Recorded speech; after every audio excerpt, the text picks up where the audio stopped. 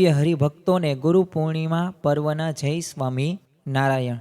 તારીખ 15/2/2025 મેલબોર્નની અંદર સ્વામીશ્રી વિરાજમાન હતા અને સ્વામીશ્રી તો સહજમાં એક પોતાની જ શૈલીની અંદર એક વાત કરતા બધા સંતોને ભક્તોને કહ્યું કે હું વચનામૃત શરૂ કરું ને અને એક ફકરો વાંચું એટલે પહેલો ફકરો પૂરો ન થાય ને એટલે કોઈ દિવસ 3-4 દિવસ એનું મનન જ થાય નકરું.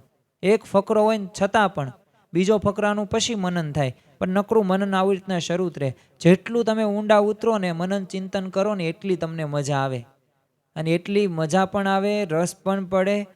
અને રાતથી હું વિચાર કરું છું અને કાલ સવારે ઉઠું અને એવો વિચાર કરું કે હવે જલ્દી વચનામૃત હાથમાં લઉં. તો આ સ્વામીશ્રીએ તો અત્યારે પણ રસ માણતા એમને કહ્યું કે નવું નવું નીકળ્યા જ કરે.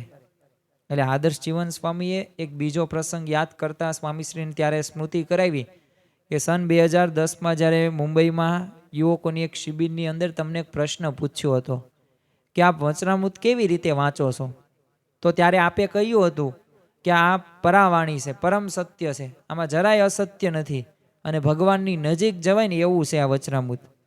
પછી આપે એમાં ઉમેર્યું હતું કે હું વર્તવા માટે વાંચું છું, એટલે ક્યારેય 2 લીટીથી આગળ વધી શકતો નથી. તો આપ વર્તવા માટે વાંચો એવો વિચાર કરો છો, તો એ શો વિચાર એમાં તમે ભેળવો છો?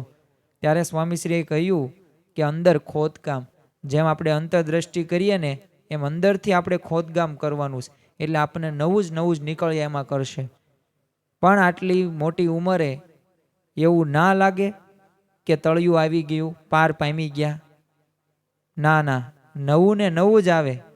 તો જો સ્વામીશ્રીએ આવું આદર્શ જીવન સ્વામીને અને સંતોને માર્ગદર્શન આપ્યું કે બધાને સર્વોપયોગી થાય. અને એક પ્રેરણાદાયી એક વાક્યો પણ ઉચ્ચાર્યા કે વચનામૃતનું વાંચન આપણે આવી રીતે કરવાનું છે. જો આપણે શાસ્ત્રોનું વાંચન કરતા હોઈએ તો આપણને એવો લાભ પ્રતીતિ નથી થતી, કે જે શબ્દોની અસર નથી થતી.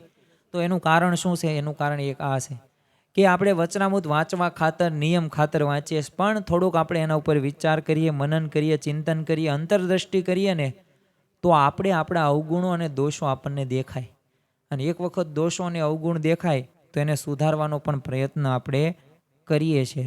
તો મહંત સ્વામી મહારાજ વચનામૃત આ રીતે વાંચન કરે છે, તો આપણે પણ વચનામૃતને આ રીતે વાંચન કરવાનું છે. તો જ આપણા જીવનની અંદર કાંઈક નવા સુધારા વધારા થશે અને આપણને શાંતિ પણ પ્રાપ્ત થશે. જય સ્વામી નારાયણ.